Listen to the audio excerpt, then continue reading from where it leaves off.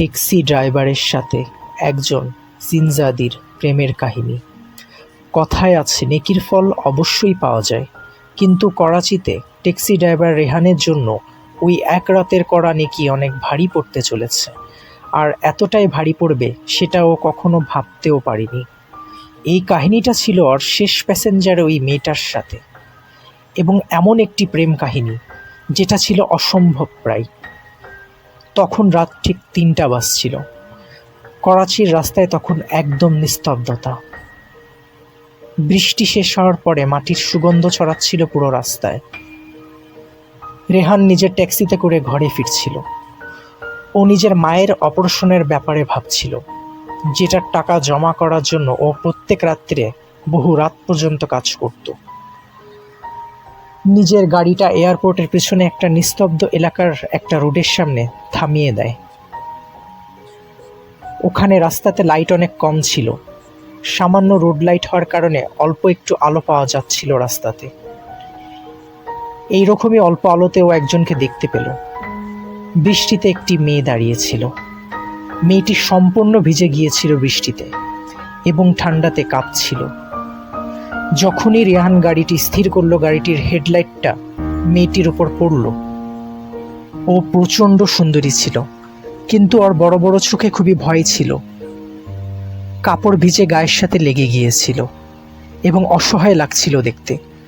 প্রথমে তো রেহান ভাবল যে গাড়ি থামাবো না, কারণ এত রাতে নিরাপদ ছিল না রাস্তাটা। কিন্তু মেয়েটার ভয় আতঙ্কে ভরা চেহারাটা দেখে ও নিজেকে থামাতে পারল না, যে কি করে এভাবে সামনে এগিয়ে যেতে পারি। রেহান গাড়ি কিনারা করলো, গাড়ির জানালার কাচটি নামালো এবং নরমভাবে মেয়েটিকে জিজ্ঞেস করলো। রেহান বলল, বোন, আপনি ঠিক আছেন তো? এই সময় এখানে কি করছেন? রেহানের আওয়াজ শুনে মেয়েটি ভয় পেয়ে গেল এবং মেয়েটি বলল, আমার গাড়িটা নষ্ট হয়ে গেছে এবং ফোনটিও বন্ধ হয়ে গেছে। আমি এখানে পাশেই থাকি। আপনি কি আমাকে ঘরে পৌঁছিয়ে দিতে পারবেন? রেহানের ওপর দয়া হলো এবং দরজার লকটি খুলল।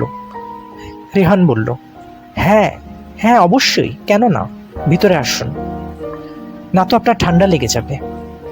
এক পলকের জন্য মেয়েটি থমকে গেল, তারপর কি যেন চিন্তা করল এবং ভিতরে ঢুকে পড়ল। ওর সাথে ঠান্ডা আবহাওয়াটাই একটি নীরবতা ভিতরে এসে ঢুকলো। একদম নীরবতা। গাড়ির ভিতরে এক কিনারে যে ঠেসে বসে পড়লো এবং পাশেরই একটি ঠিকানা বলল। এরপর আবারও মেয়েটি নিস্তব্ধ হয়ে গেল। রেহান গাড়ি স্টার্ট করলো। রেহান মেয়েটিকে গাড়ির লুকিং গ্লাসে দেখতে পারছিল, কিন্তু ঝাপসা দেখা যাচ্ছিল।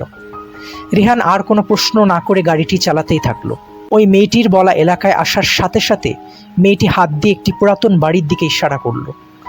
রেহান গাড়িটা থামিয়ে ভাড়ার ব্যাপারে বলবে তার আগেই মেয়েটা নেমে শুক্রিয়া আদা করলো। শুক্রিয়া বলে মেয়েটি দ্রুত গতিতে বাড়ির মধ্যে ঢুকে পড়ল। রেহান কিছুক্ষণ নিস্তব্ধ হয়ে বসে থাকলো, বাইরে বাড়িটির দিকে তাকিয়ে। তারপর রেহান মুচকি হাসলো, কারণ তার মেয়েটির উপকার করতে পেরে ভালো লেগেছে। রেহান গাড়ি ঘোরালো এবং ঘরের দিকে রওনা দিল। রেহান ভাবছিল দ্রুত ওই মেয়ের চেহারাটা রেহান ভুলে যাবে, কিন্তু ও ভুল ছিল, কারণ ওই চেহারাটা তো ওর মনে এবং হৃদয়ে গেঁথে গেছিল। ওই রাত্রিরে রেহান গভীর ঘুমিয়ে পড়ল, কিন্তু একটা আজব স্বপ্ন দেখল। ও নিজেকে ওই সড়কেই ফেরত পেল যেখানে ওই মেয়েটার সাথে রেহানের প্রথম দেখা হয়েছিল। কিন্তু ওখানে ঘন অন্ধকার ছিল এবং সড়কে কোনো আওয়াজ পাওয়া যাচ্ছিল না। একটা স্ট্রিট লাইট থেকে কিছুটা আলো পাওয়া যাচ্ছিল। রেহান নিজের কাছে কাউকে অনুভব করছিল। ও পিছন ঘুরে তাকিয়ে দেখলো ওই মেয়েটা ওর পাশেই ছিল। এবার কিন্তু মেয়েটা ভীতু এবং ভিজে ছিল না। ওর শরীর থেকে একটা আলো ছড়াচ্ছিল। মেয়েটির চোখে ভয়ের বিনিময়ে হালকা হাসি ছিল। রেহান ওই মেয়েটিকে বলল, কিন্তু এখন ওর আওয়াজের মধ্যে ভয় ছিল না, আপনি আমার নাম কি করে জানেন? এটা রেহান বলল এবং রেহানের হৃদস্পন্দন বেড়ে গিয়েছিল। মেয়েটি হাসলো এবং বলল, আমি তোমার ব্যাপারে অনেক কিছুই জানি রেহান। ওই রাতে আমি তোমাকে পরখ করছিলাম, পরীক্ষা করছিলাম।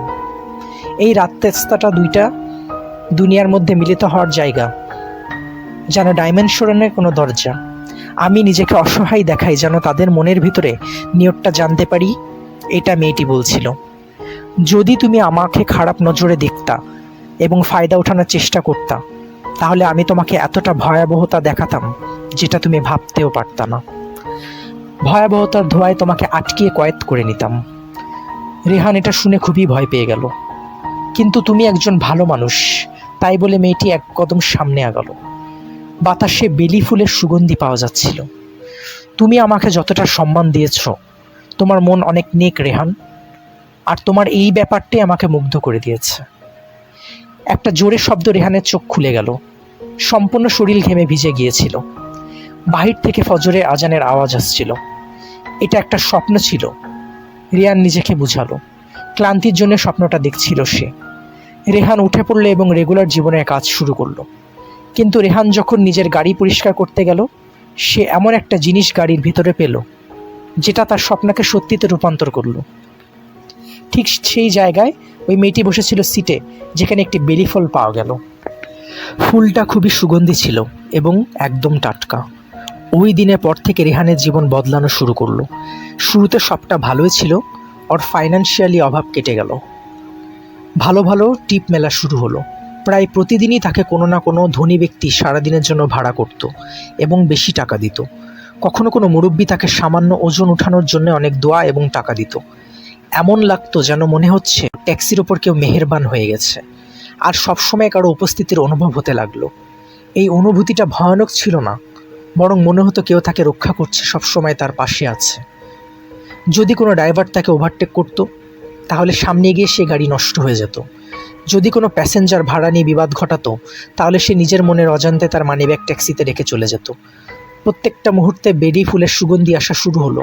খাওয়ার সময়, গাড়ি চালানোর সময়, নামাজ পড়ার সময় তার কারো উপস্থিতি অনুভব হতো। যখন রেহান ক্লান্ত অনুভব করত, তখন তার কাঁধে একটা নরম হাতের ছোঁয়া অনুভূতি পেত। ও জানতো যে এইগুলো ওই মেয়েটাই করছে। ওই মেয়েটা রেহানের স্বপ্নে আবার আসা শুরু করলো। স্বপ্নগুলো ভয়ানক হতো না, বরং সে বাগান দেখতে পেত, সুন্দর মহল দেখতে পেত, স্বপ্নের মধ্যে যা সে কখনো দেখেনি। মেয়েটি তাকে নিজের দুনিয়ার ব্যাপারে বলতো, যেখানে কোনো অসুখ বিসুখ ছিল না, না ছিল কোনো দারিদ্রতা। মেয়েটি বলল যে রেহানকে সে খুবই ভালোবাসতে শুরু করেছে। মেয়েটি স্বপ্নেই বলতো, রেহান আমার সাথে থেকে যাও, আমি তোমাকে সব কিছু দিব, তোমার কখনো কোনো কিছুর অভাব হবে না। কিন্তু রেহান খুবই ভয় পেয়ে গিয়েছিল। সে খুবই ধার্মিক এবং দিনদার ব্যক্তি ছিল। একজন দিনদার ব্যক্তির কাছে জিনিসটা খুবই অন্যরকম। রেহানের কাছে জিনিসটা খুবই খারাপ লাগা শুরু করলো, কারণ দুই দুনিয়ার প্রাণ কখনো এক হতে পারে না, এটা তার অন্তর জানতো। মেয়েটার প্রেম প্রথমে রেহানের যেমন ভালো লাগতো, এখন ততটাই খাঁচার মতো মনে হতে লাগছিল। রেহানের স্বাস্থ্য খারাপ হওয়া শুরু হলো। চোখের নিচে কালি এবং ওজন কমা শুরু হলো। প্রত্যেকটা মুহূর্ত রেহান উদাসীন হয়ে থাকতো। এখন মেয়েটির উপস্থিতি হেফাজত করার মতন মনে হচ্ছিল না রেহানের, মনে হচ্ছিল যেন বন্দি করার মতন। একদিন রেহান ইউনিভার্সিটির একটা মেয়ে প্যাসেঞ্জারকে নিজের গাড়িতে বসেছিল। অনেক কথা হয়েছিল সে মেয়েটার সাথে রেহানের। ওই দিন রাতে স্বপ্নে জিনজাদি খুবই ক্ষেপে গিয়েছিল রেহানের উপর। কে ছিল সে মেয়েটা? খুবই রেগে জিজ্ঞেস করলো জিনজাদি, এবং তার চোখ আলোকিত হয়ে উঠেছিল ক্রোধের আগুনে। তোমার হৃদয় শুধুই আমার, এটা বলেছিল জিনজাদি। রেহানের কাছে এটা এখন শুধু একটা স্বপ্ন ছিল না, এটা একটা সত্যি ছিল যেটা ওর প্রাণ কেড়ে নিচ্ছিল। রেহান বুঝতে পেরেছিল, এবার যদি রেহান কারো কাছ থেকে এই ব্যাপারে সাহায্য না নেয়, তাহলে ও বরবাদ হয়ে যাবে। রেহানের মা যখন রেহানের এই পরিস্থিতি দেখল, তার বুঝতে বাকি রইল না যে এটা কোনো স্বাভাবিক অসুস্থতা না, নিশ্চয়ই কোনো বদনজর বা বদবাতাস।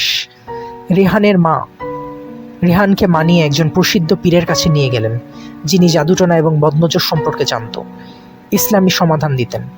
পীর একটা ছোট রুমে থাকতো, যেটার আশেপাশে আগরবাতি এবং অনেক কিতাব ছিল। একটা নুরানি চেহারার ভাব ছিল পীরের মধ্যে। রেহান কাঁপতে কাঁপতে সম্পূর্ণ ঘটনা পীরকে জানিয়ে দিল। বৃষ্টি রাত থেকে শুরু করে ওই স্বপ্নগুলো সবগুলো। চোখ বন্ধ করে পীর রেহানের সবগুলো কথা শুনল। যখন রেহান চুপ পড়ল, তখন পীর কিছুক্ষণ নিস্তব্ধ রইলেন। রেহান, তোমার প্রতি বাজে কোনো কিছু নজর নেই, কিন্তু সমস্যাটা হলো এইটা যে তোমার উপর এক শক্তিশালী জিনের, কাবিলার বাদশার মেয়ের মহব্বত হয়ে গেছে। তার ভালোবাসার খাঁটি, সে আগুন থেকে তৈরি একটা মাপলুক, তাই তার আবেগগুলো খুবই জ্বলন্ত এবং গভীর, এটা পীর বলল। আর ভালোবাসা সত্য, কিন্তু আর ভালোবাসা তোমাকে পুড়িয়ে ছাই করে দিবে, যেমনটা সূর্য একটা ফুলকে ছাই করে দিতে পারে।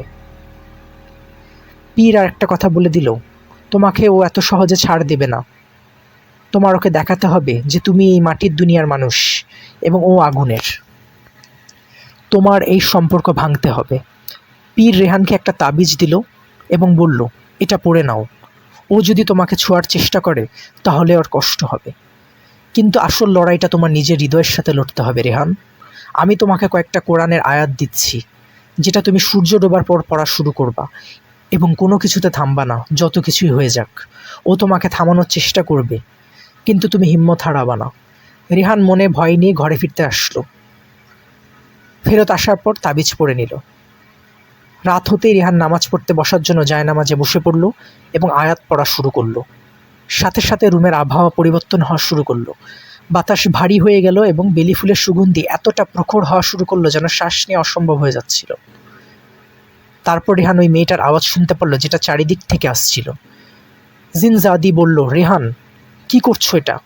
আমার কষ্ট হচ্ছে, থেমে যাও এখনই। তুমি কি আমাকে ভালোবাসো না? জিনজাদির আওয়াজে করুণা ছিল। তারপরও কাঁদতে শুরু করলো এবং চিল্লানো শুরু করলো। লাইট বন্ধ হওয়া চালু হওয়া শুরু হতে থাকলো। রেহানের মনে হলো কোনো ভারী কিছু তাকে থামানোর চেষ্টা করছে, কিন্তু রেহান তাবিজটা বুকে শক্ত করে ধরে আয়াত পড়তে থাকলো আর ওর চোখ থেকে কান্না বের হতে থাকছিল এবং জিনজাদির প্রতি খুবই দুঃখ লাগছিল, কিন্তু তবু আয়াত করতেই থাকলো সে। রেহানের জীবন দাওতে লেগে গিয়েছিল এবং এই আয়াতের সিলসিলা চলতেই থাকলো। হঠাৎ করে সব কিছু যেন নিস্তব্ধ হয়ে গেল। ভারী বোঝাটাও চলে গেল বেলি ফুলের সুগন্ধির সাথে। রুমের ভিতরে নিস্তব্ধতা ছড়িয়ে পড়ল এবং ক্লান্তির জন্য রেহান চোখে পানি নিয়ে ঘুমিয়ে পড়ল। এবং শেষবার রেহান স্বপ্ন দেখল, যেটা ওই রাস্তাটাই ছিল যেখানে প্রথমবার ওই জিনজাদির সাথে রেহানের দেখা হয়েছিল। জিনজাদি ওর সামনে দাঁড়িয়ে এমনই উদাস ছিল যেটা সে কখনোই দেখেনি। জিনজাদি বলল, এখন আমাদের মধ্যে একটা দেয়াল হয়ে গেছে। তুমি নিজের দুনিয়া বেছে নিয়েছো, এটা আমি পার করতে পারবো না। রেহান বলল, আমাকে ক্ষমা করে দিও। জিনজাদি একটা হালকা হাসি দিল এবং বলল, ক্ষমা চেয়েও না, তোমার মনটা পরিষ্কার ছিল, এটা আমি কখনো ভুলবো না। তোমার নেক চরিত্র আমার জন্য একটা পুরস্কার ছিল, যদি আমি এটা আমার কাছে রাখতে পারতাম। সবসময় খুশি থেকে এটা বলে পেছনে ঘুরে গেল জিনজাদি এবং ঘন ধোঁয়ার মধ্যে মিলিয়ে গেল। রেহানের চোখ খুলল সকালবেলার আলোতে। ভরে গেছিল রুমের পাখি কলকাকলি শোনা যাচ্ছিল। এভাবে মাস পার হয়ে গেল। রেহান আবার একদম সুস্থ হয়ে গেল, স্বাভাবিক জীবনে ফেরত চলে আসলো যেরকমটা আগে ছিল। এখন রেহান একদম বদলিয়ে গেছে। ও নিজের ছোট্ট পরিবার এবং প্রত্যেকটা জিনিসের জন্য আল্লাহর কাছে শুকর গোজাচ্ছিল। রেহান আর কখনোই ওই রাতে ওই গাড়ি চালায়নি, কিন্তু এখনও হালকা বাতাস বইলে মাঝে মধ্যে বেলি ফুলের সুগন্ধি এখনও পায় তার চারিপাশে, যেটা তাকে মনে করায় ওই অসমাপ্ত ভালোবাসার কথা।